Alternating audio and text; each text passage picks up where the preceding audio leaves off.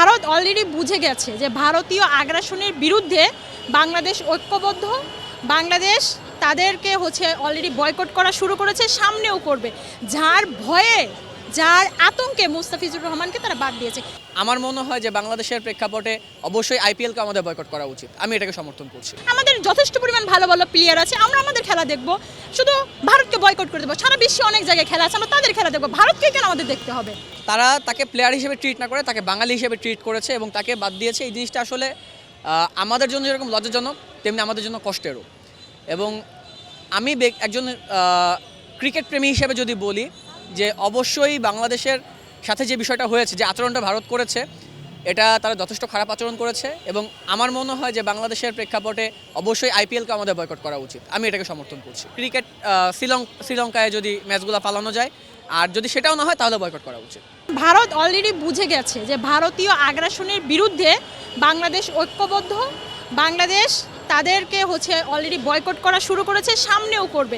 যার ভয়ে, যার আতঙ্কে মুস্তাফিজুর রহমানকে তারা বাদ দিয়েছে। এটা আমাদের জন্য সম্মানের। আমি বলবো আমাদের যে অবস্থান ভারতের বিরুদ্ধে, ভারতীয় আগ্রাসনের বিরুদ্ধে, সেটা সুস্পষ্ট হয়ে গেছে ভারতে, যে তারা যে আমাদের উপরে অ্যাটাক করবে সেই সাহস এখন আর তাদের নেই।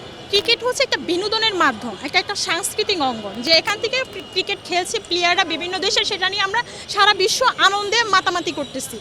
এখন ইন্ডিয়া যদি চায় যে না, বাংলাদেশকে দেখাবে না, আমাদের অত বেশি আগ্রহ নেই যে ইন্ডিয়ার খেলা দেখতে হবে। আমাদের যথেষ্ট পরিমাণ ভালো ভালো প্লেয়ার আছে, আমরা আমাদের খেলা দেখব। শুধু ভারতকে বয়কট করে দেবো? সারা বিশ্বে অনেক জায়গায় খেলা আছে, আমরা তাদের খেলা দেখবো। ভারতকে কেন আমাদের দেখতে হবে? আমরা বিনোদন জগৎ থেকে তাদেরকে পছন্দ করি, তাদের খেলা ভালো লাগে। তার মানে তো এই না যে তাদের আগ্রাসনকে মেনে নিতে হবে, তাদের আগ্রাসন মেনে তাদের খেলা আমাদের দেখতে হবে। দরকার নেই, তাদের খেলা আমাদের কোনো আগ্রহও নেই।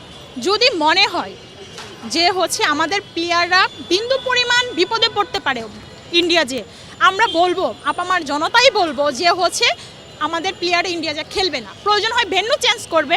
একটা দেশে তো ভেন্যু থাকে না, কয়েকটা রাষ্ট্রের মধ্যে ভেন্যু ঠিক করে তারপরে খেলা হয়। আমাদের প্লেয়াররা ইন্ডিয়া যাবে না, তাহলে সেই ক্ষেত্রে তারা যদি আমাদের প্রপার নিরাপত্তা নিতে পারে আমার দেশের প্লেয়ারকে, তবে আমাদের প্লেয়ার যাবে। আমাদের এক একটা প্লেয়ার এক একটা সম্পদ।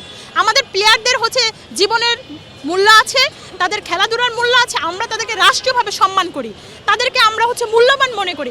সেইখানে তাদেরকে আমরা ঝুঁকিপূর্ণ জায়গায় দিয়ে দেবো, সেটা অসম্ভব।